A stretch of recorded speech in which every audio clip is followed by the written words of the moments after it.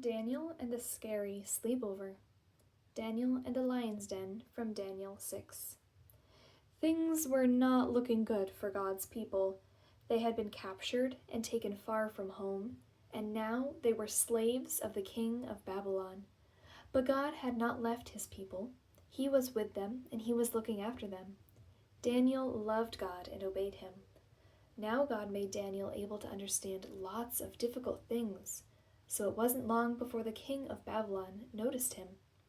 King Darius liked how clever Daniel was, so he made Daniel his most important helper of all, and put him in charge of lots of other helpers.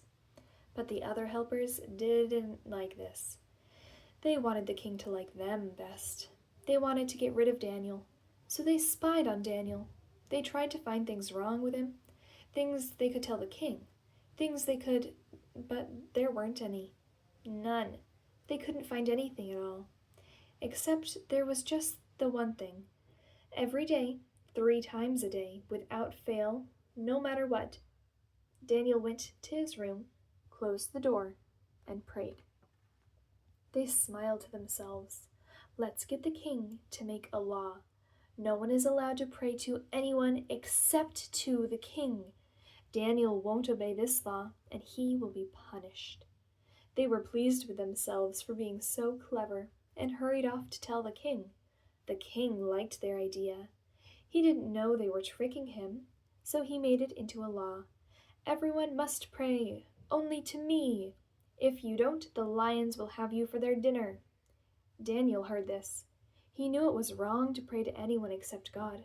He had to do what God said, whatever it cost him, even if it meant he would die. So Daniel went to his room, closed the door, and prayed. That's just what the bad men knew Daniel would do. They skipped straight off to tell the king, "Oh, your most glittering highness, your law says, does it not, that everyone must pray to you alone, sire?" "Yes," said the king. "Oh, magisterial brightness, then correct us if we're wrong, but it would seem that Daniel is praying to God, not to you." The king was sad. He had been tricked. He didn't want to hurt Daniel, but he couldn't change his law, and so he let the soldiers throw Daniel to the lions. "May your God, who you love so much, rescue you," the king said. The king went back to his palace, but he didn't sleep that night, not a wink. He tossed and turned until finally, at the first glimmer of dawn, he leaped out of bed and ran straight to the den. "Daniel," he cried, "has your God rescued you?" "Yes," Daniel shouted. "God sent an angel to close the lions' mouths." And there, resting his head on Daniel's lap, was the biggest lion, purring like a little kitten. The king brought Daniel out of the den. "Look," he said, "Daniel doesn't even have a scratch." The king made a new law. Daniel's God is the true God, the God who rescues. Pray to him instead.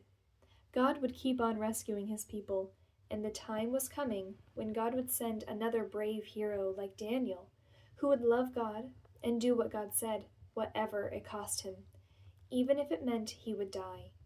And together they would pull off the greatest rescue the world has ever known.